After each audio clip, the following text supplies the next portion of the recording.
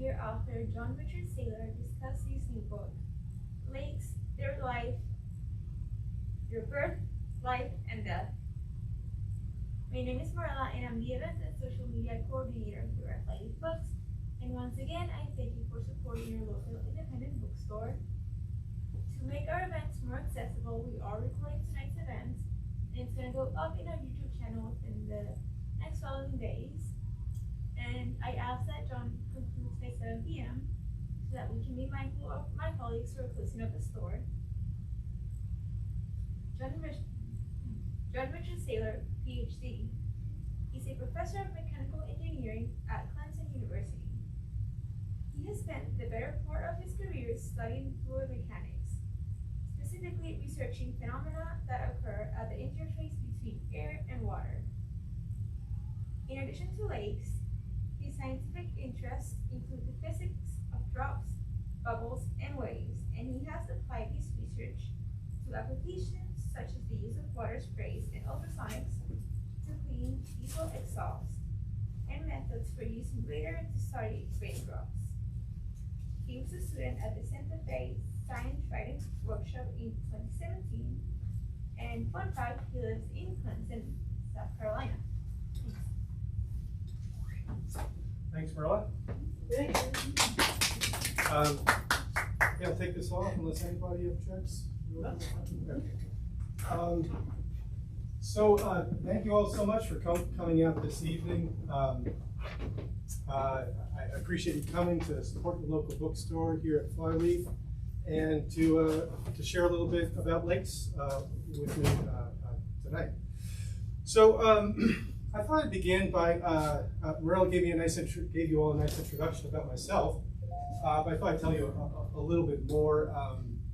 I know when I read a book, whether it's fiction or nonfiction, I'm always a little curious about the person behind the book and also how they got to sit down in a chair and start writing that book. So as Marilla pointed out, I'm a professor of mechanical engineering at Clemson University, and I think most people, when they see a professor who's written a book, they assume that the book is more or less about his research, right? He spends a ton of time researching certain areas, and he's probably going to write a book about that. And while it's true I've done a little bit of work on lakes, the truth is it's a very little bit, and that the majority of my research is in areas very, very, very different from them. I thought it would be fun just to talk about that a little bit because the area I do focus on, especially recently, is drops, which sounds sort of fun and fanciful, and indeed it kind of is. So yeah, I've spent most of my time looking at drops. I've spent a lot of time looking at how we can generate very small drops, fog drops artificially, and combined with ultrasonics, use that to remove, for example, diesel particulate matter from exhaust. And very recently, how to maybe remove bioaerosols and COVID viruses from the air using that same idea. And when you study drops, you get to do a lot of fun things. And I thought I'd show you one of them. One of them is to do high-speed imagery and look at some interesting things that can happen. So a very important area in planetary science really is studying what rain and drop impacts do. So most of our planet is covered in water, and on the oceans there's all kinds of drop impacts that go on. So the sea spray, there's raindrops that fall. When a raindrop falls, it makes a splash and creates yet more drops. So there's an enormous amount of drop water surface impacts that occur all the time on our planet's surface. And this is very important because it has a lot to do with how carbon dioxide from the atmosphere gets absorbed by lakes and by oceans. And so you really need to understand those dynamics. And what we're seeing here is the dynamics that occur not from a raindrop impact, but if you have a raindrop splash, the so-called secondary drops can impact a very low velocity.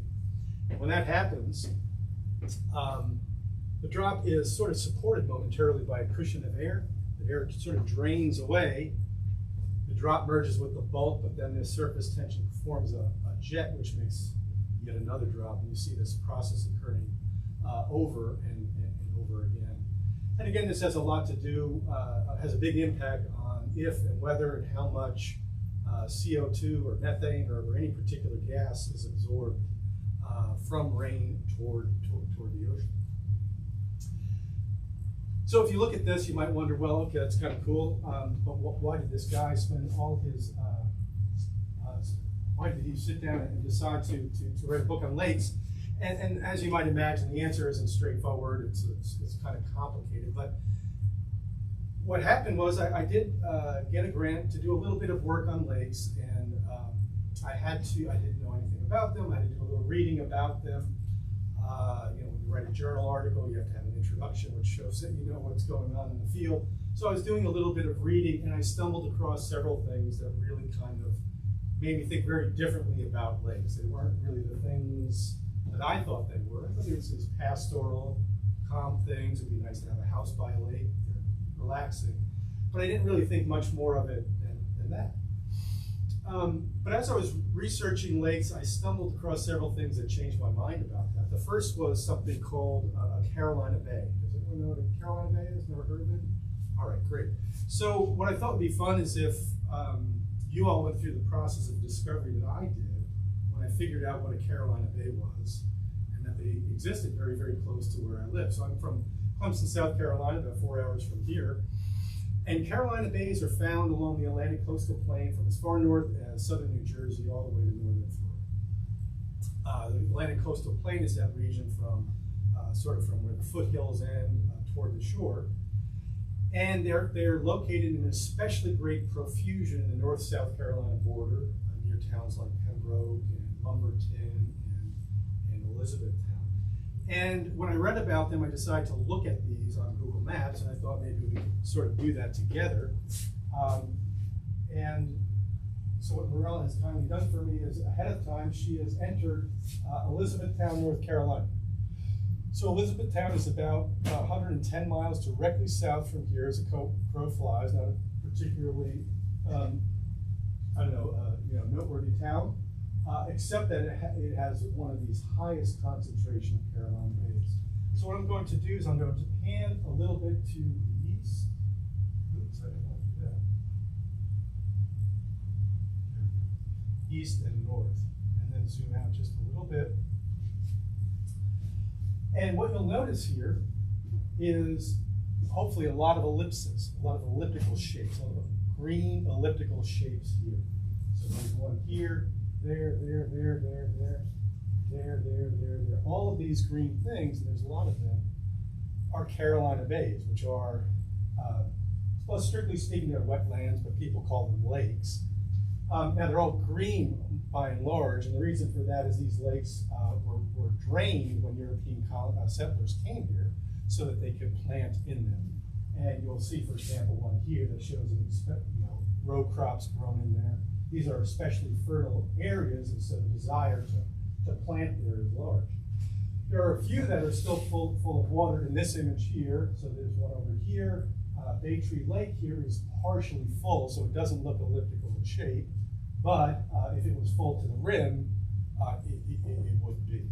So at one time, these were primarily full of water. They would, if we could go back, 500 years and have Google Maps, we'd see these things as water-filled depressions. And the more you look around, or the more I looked around when I first stumbled upon these, the more you find.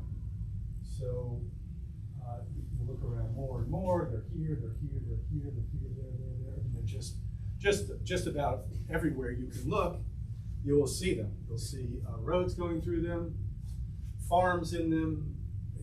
They're just all over the place. And I was just kind of really blown away by this.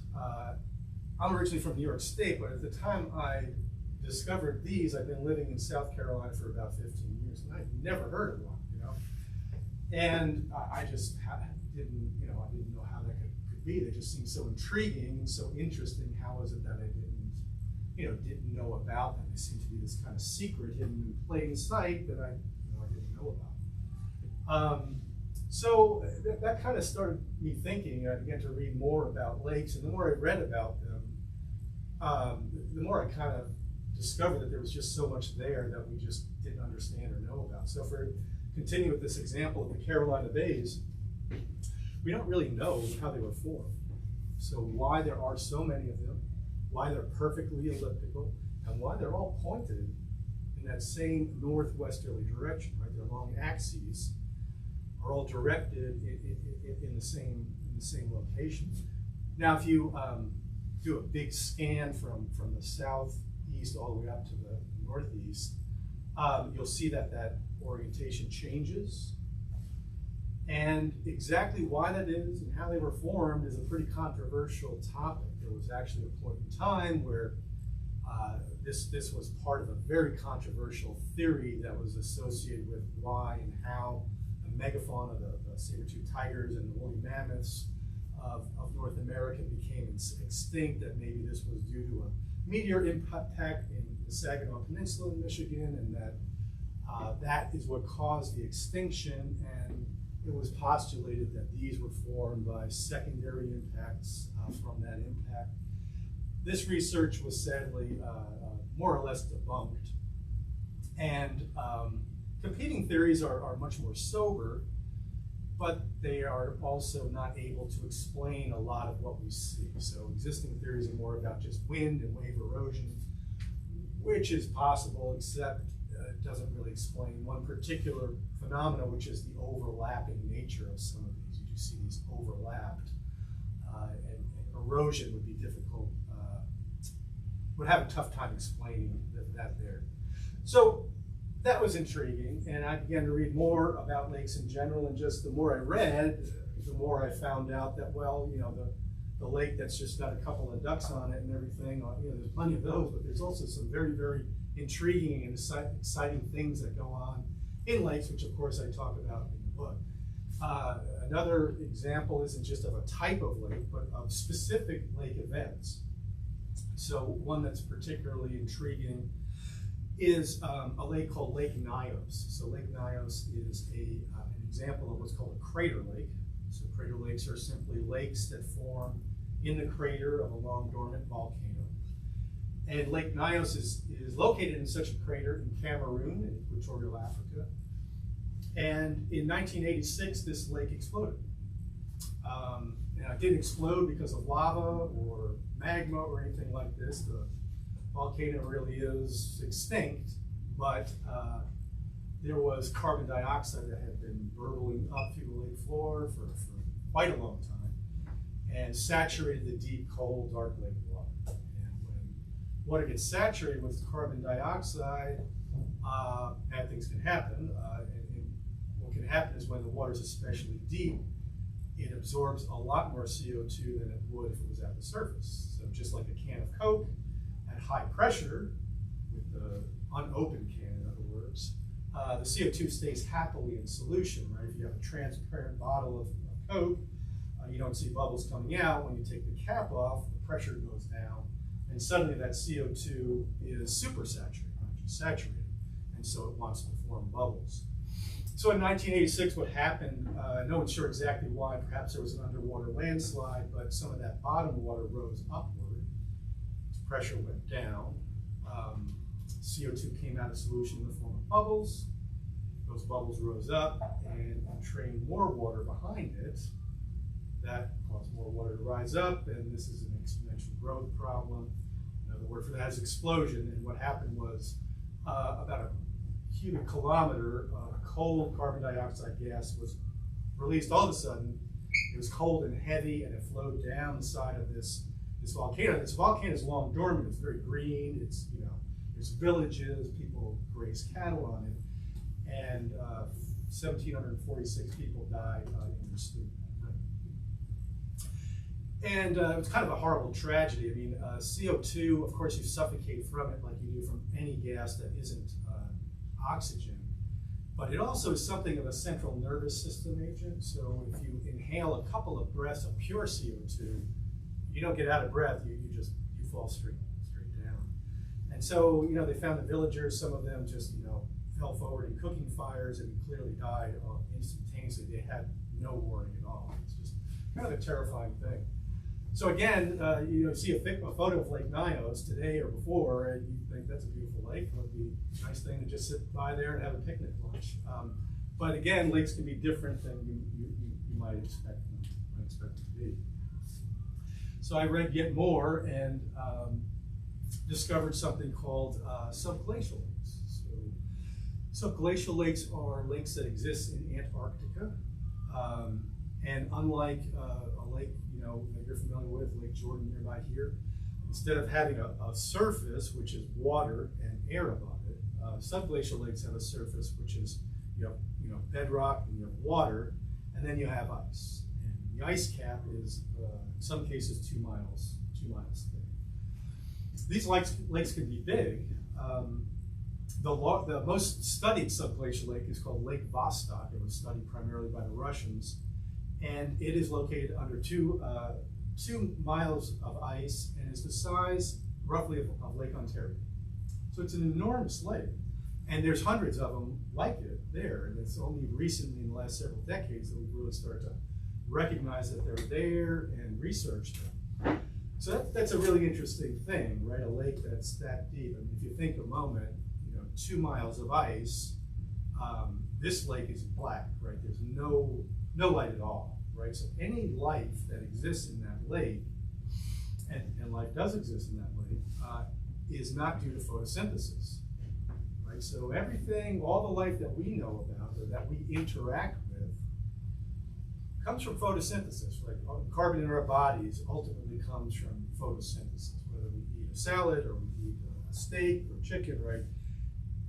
All of that tissue came from a plant, and that came from photosynthesis. So all the carbon in our bodies was at one point a CO2 molecule that was turned into something more complicated initially by a photosynthetic process.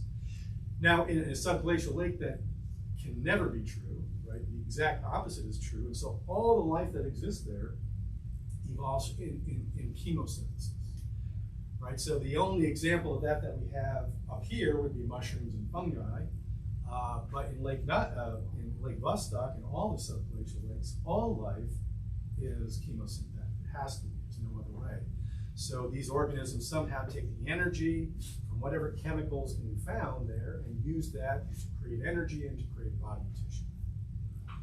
The other really intriguing thing about these lakes is that they have not been exposed to the air that you and I are breathing and this environment that you and I live in for a minimum of 100,000 years, and by some estimates, several million years. And what this means is the last time that water was exposed to the species that are existing up here was back when dinosaurs were around, right? So it's pretty intriguing to think about this parallel track of evolution that's been going on in this lake. Right? It's chemosynthetic. It was initiated from species that were around perhaps 1 million years ago. Who knows what is living down there? The Russians have drilled through and they've taken samples and people are studying it. To date, it's very small microorganisms that exist, but who knows what's there? I was holding out for some big, deep, dark dinosaur that might be living there, which of course is very unlikely. So in the book I talk about that. I also talk about, so there's interesting specific lakes, interesting types of lakes. There's also fascinating just processes that occur. Okay, so I spent some time talking about salt lakes, which are kind of a thing people don't think about a lot. Salt lakes I think are thought of as, well, you can't do anything with them, right? Their ecosystems are kind of not as dense as the ecosystem in a freshwater lake, but still saltwater lakes, there's a lot of salt water on the planet, other than the oceans. So 40% of lake water on Earth is salt water. Now that's a little skewed by the big lakes. So for example, the Caspian Sea is actually a lake. The Dead Sea is actually a lake. So a lot of that salt water is skewed towards a small number of very big lakes, but still there are a lot of salt lakes on planet Earth, and really interesting things can happen in them. I talk a lot about the Dead Sea in the book. The Dead Sea is a lake, and it's a lake that has become hypersaline. So as a measure, the Atlantic Ocean, has a salinity of 35 parts per thousand, and currently the Dead Sea is a salinity of 300 parts per thousand, so 10 times more salty than the ocean itself. It wasn't always that way. What happens with salt lakes in general is that they're not really valued. And so the people who live on the shore tend to divert the fresh water of the streams and rivers that run in, right? There's no thought, well, we should protect this lake because it's a salt lake. And so Jordan, Israel, Palestine, all these nations around the Dead Sea have been diverting water for decades and decades. So the amount of water that goes in is getting less and less and less. But of course, evaporation stays basically the same, right? It doesn't pause just because you're not putting fresh water in there. And what that means is you're basically, the level is going down, but the total quantity of salt in there is staying. So you take that to its inevitable conclusion, it becomes saturated, and the water can't hold any more salt. And what starts to happen is it just leaves solution. So today, if you go to the Dead Sea and you throw a rope in there, a few days from then you pull it out, it will just be encrusted, it'll be white with halite cubes all over the place. There's an Israeli artist, she takes advantage of this. She has this display, it's called a wedding dress. And what she did was she took a formal black gown and she submerged it and visualized it underwater as salt crystallized on it. And it slowly went from black to white, and when she pulled it out, it was now like this wedding gown, exactly like the wedding gown, because it was just so covered with this white crystalline salt. In some places, you can watch what they call snow. So there's so much salt in the water, it is so unstable, wants to come out of solution, that it's simply coming out of solution at the surface. And you can just, there's videos you can see of it, of just looks like underwater snow, but it's just crystalline halite, pure salt, just descending to the bottom. And day by day, the layers of salt at the bottom of the Dead Sea are getting thicker and thicker. So this process is just kind of ongoing. So that's the, there's many different things I talk about in the book. The theme is that lakes are different than you might think. I kind of think also lakes are sort of again, a secret hidden in plain sight. This is one example of a secret like that hidden in plain sight. If you were to, by the way, if you're intrigued by this and you're tempted to go drive down to Elizabethtown and take a look at a Carolina Bay, be prepared to be disappointed. I did the same thing. I think I can show you the lake I went to.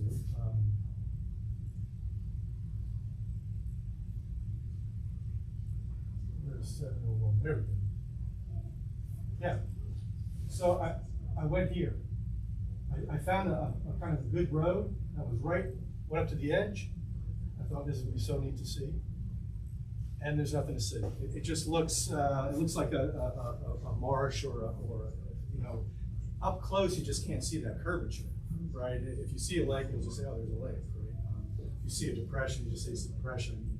To really appreciate the elliptical nature of this, you really have to be above ground. And it wasn't until the advent of aerial photography that anyone really knew about this. So there's a lot of secrets hidden in plain sight when it comes to lakes. I think in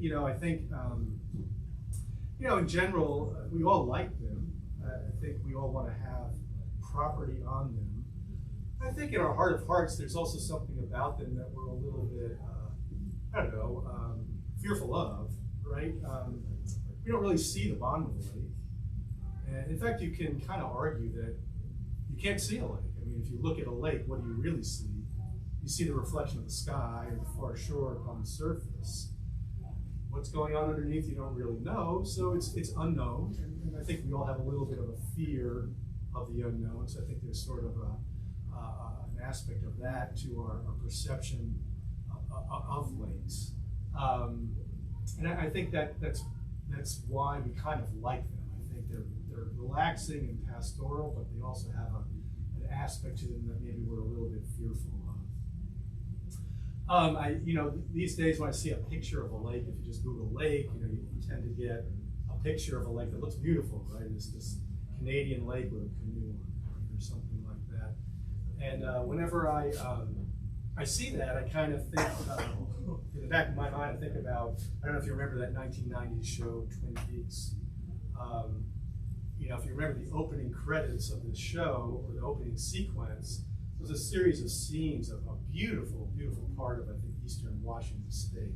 These towering, I think, firs, you know, a peaceful scene, but of course the soundtrack is this very spooky, eerie soundtrack, a very foreboding sound.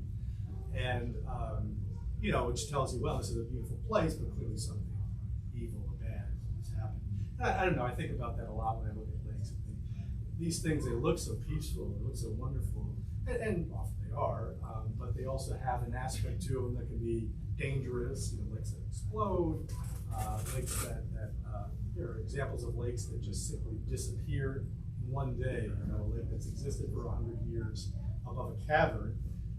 All of a sudden the cavern collapsed and the lake was gone. I mean, things of this nature can and do happen. And I try to talk about that a little bit in the book, the dual nature of it, the secret hidden place. So I talk about that and many other things. I hope if you find it all interesting, you'll take a look at a copy of the book and perhaps buy it. But I really appreciate you all coming out tonight. I know it's summer, there's all kinds of things to do. I appreciate your time. So thank you very, very, very much for your attention. And if anyone has any questions, I'd be happy to answer. Yes? There's a Russian lake, The Arrow. Arrow, It's the Arrow Sea. Arrow Sea, that just disappeared. A Russian lake? Yeah. What, isn't it? So, is this recently or like 30 years ago? Oh, yeah, it was a while ago. Yeah. I think it was, isn't it White Lake, I thought? It was in this town in Russia, and Yeah. one morning there was just flopping fish everywhere, nothing. That isn't quite what I'm thinking of. It's something else. It's supposed to be like a big lake right in the middle of Russia, that they used to do a lot of commercial fishing on it. And they It's a drink sea, I think. It's not. Oh, did you say Russia or Louisiana? Russia. Russia. Okay. Yeah, I don't know about that. I mean, I know there's a lake where the translation from Russian is White Lake in Russia that disappeared into a cavern. Okay. In southern Louisiana, there is a lake called Lake Pigmuir that disappeared in one day also. Mm-hmm. But that was due to a drilling accident. So the lake was located kind of adjacent to a salt mine. So there was a cylindrical salt mine. They drilled it out very, very far. They had used it they do this in southern Louisiana to store oil and natural gas in salt domes. And so the salt company had that, and they abandoned it. And then nearby in Lake Pigmuir, another oil company was drilling, and I guess they were drilling at an angle. They punctured that cavity, and the entire lake swirled into that area. Terrifying. I mean, there's video of it. It's like you look at it, you think it's like a little bathtub, you know, because you see the vortex. But then you see these things, and you realize these are barges, and they're just going around. It's really kind of spooky. Yeah, it happened so quickly that water from the Gulf of Mexico started flowing inland. And there was actually, for a day, a 100-foot waterfall from the Gulf of Mexico in. When was this? But this would have been in the early 80s. I don't remember hearing this. Pigmuir, P-E-I-G-N-E-U-R. There's all kinds of interesting video on it. And it's kind of, real spooky. I mean, it fell in so slowly that actually people's lawns on the shore kind of got like sucked in. It was, it moved so quickly that the ground became unstable and lawns kind of moved inward. Yeah. And when you were talking about the lakes under the ice, is the warming of the oceans going to change that, or are they so far down that you wouldn't even be able, they wouldn't make a difference? So I think most of them are so far up, right? So up, rather than, okay. So, in Antarctica, unlike the Arctic, you have an actual continent bedrock, and the ice is upon that. And so the lakes that are farther inland are going to be, I shouldn't say that.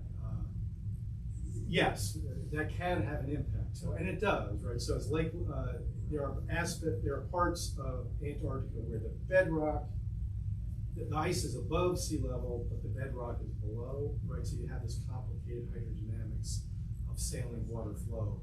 And much like the Mississippi River, some of this flow, the reason it's fresh water and it's flowing out is because of the inertia of the flow, right? So the reason it's not saline is because it has momentum, right? So the Mississippi River, the reason the Mississippi River is fresh water south of Baton Rouge is because of inertia. If the bottom of the river is actually below sea level until you get to Baton Rouge. And so the only reason it's fresh water in New Orleans and Baton Rouge is because of the inertia of the flow. So it's the same thing in these underwater lakes, and they're connected by channels and whatnot. So this motion of the water, the inertia of it is what keeps the salt water from coming in. So yes, I mean, to answer your question, global warming, if it induces changes in sea level, could presumably move the equilibrium point between fresh water and salt water, either in or out. Again, Antarctica, supposing in Greenland, these glacial lakes are supposed to act as a lubricant. That's why this, ice sheets sometimes just slip into the water unexpectedly. Yeah. Yeah, and there are subglacial lakes there as well. They found one, I think, a few years back in, I believe it was Greenland. And it was subglacial, but it was a saline. And NASA is very, very interested in these. I guess probably wrong. I can't remember if it's Mars or one of the moons around Mars, but it's I think it's a moon where there's water, there are seas and oceans, but they're all under a sheet of ice. So sending an orbiter to land and explore them would require you to do the same thing that we are doing in Antarctica, basically, drilling through ice and then sampling what's underneath. So yeah, NASA's interested in subglacial lakes because they want to learn how to do that. If you can do that on Earth, then presumably you can figure out how to launch something to. I think it's EO, I'm not sure, but land it there and then drill and find out what kind of water. Getting to your other research, tension, water tension. Supposing there's a substance that the human lung can produce called surfactant that increases the water tension. Decreases. And COVID is supposed to destroy the body's ability to produce surfactant. And that's the reason why, at least in the early COVID lungs, they're so fibrose because the lungs had almost no water. Right. Do you know anything? So yeah, I mean that process, right? So our lungs, water has an enormously high surface tension, and the example I like to use: if you took two pieces of paper and wet them, and you slowly bring them together, what's going to happen is the wet part of the two pieces of paper will touch. Right? So the water is attracted to itself. That's what surface tension ultimately really means. And so these two pieces of paper will wick together. And that's what exactly would happen in our lungs if it weren't for this pulmonary surfactant. Right? So the role of the surfactant is to decrease the surface tension of water so that our alveoli sacs don't collapse like that. So yes, if you have any disease that reduces your ability to form that surfactant, your lungs will tend to collapse, and you'll need either bovine surfactant therapy or pressurized oxygen. Interestingly, that's like the #1 problem associated with premature birth, right? So the lungs are our last organ to develop. So a baby born prematurely typically has underdeveloped lungs, and usually that means a lack of the surfactant. And that's why they often need pressurized oxygen therapy to keep their lungs from collapsing for the first several days. Is the same process with sleep apnea? I don't think so. I think sleep apnea is not related to surfactant. I think it's just more about, yeah, I'm not really sure. Thank you so much. Thank you. Appreciate it. All right. Well, yeah, so Morella should finish before 7. I knew for sure I'd be done No. well before that. So no risk. I of- wish of there were that more mistake. people because it was fascinating. Oh, Thank you so yeah, much. yeah, sure. That Cameroon thing, it initially was reported as being some type of gas that came out that killed all of those people.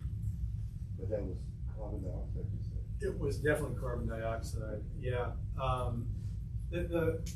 I mean, it probably wasn't pure carbon dioxide. I mean, you're at the bottom of a lake. Certainly, there's some methane there and other gases, but it was almost certainly Yeah, I think primarily I remember hearing CO2. nothing. I think that's what they said initially. There was a little, for a couple of years, there was a little kerfuffle going on about, not about what the gas was, but about how the explosion occurred. There was sort of a group of researchers who felt very sure that this was there's something called a phreatic explosion that occurs in active volcanoes. And this is when you have a volcano and you have a water table, right? And the water table goes down to a certain depth. And if that water table, and then if you get magmatic intrusion, so you get the magma coming up and it interacts with the water table, that water instantly flashes to superheated steam and causes an explosion. So this is a kind of volcanic activity you can have where there's a violent explosion, very little magma. It's basically a steam explosion, right? And so there was, I think, a French group that they were very convinced that this is what happened. This is why the water rose up. It was due to a phreatic explosion that pushed the bottom water way up high, and that's what caused the instability and ultimately caused the CO2 release. But I think other groups said, well, no, it probably was an underwater landslide. There's other ideas too, that there's something called a sesh, which is when air flows over water just the right frequency, you can get kind of a sloshing motion in a large body of water. But I'm not really sure what really initiated it, but it's definitely the case that it was carbon dioxide that killed all those people. So you aren't building your summer house by that lake, right? No. You know, the Cameroonian government has a little bit of a problem on their hands because that area is extremely fertile. And, you know, their desire was to keep people from living there, but people have been moving back. Like any place that was volcanic at one time, right? It's going to be incredibly fertile. So. Yeah, I suppose. But they do have a degassing setup in place now. You can look at this thing on the web. They basically installed a bunch of pipes so the bottom water, they're basically forcing this degassing to occur constantly. So there's like these fountains of rising CO2 and water erupting out of these pipes. So the bottom water, as it gets saturated, it's forced to go upwards. It desaturates and emits CO2. It's harmless because it's occurring not in an explosive way, but on a daily, you know, it's constantly being degassed. So the hope is that this won't ever happen again there.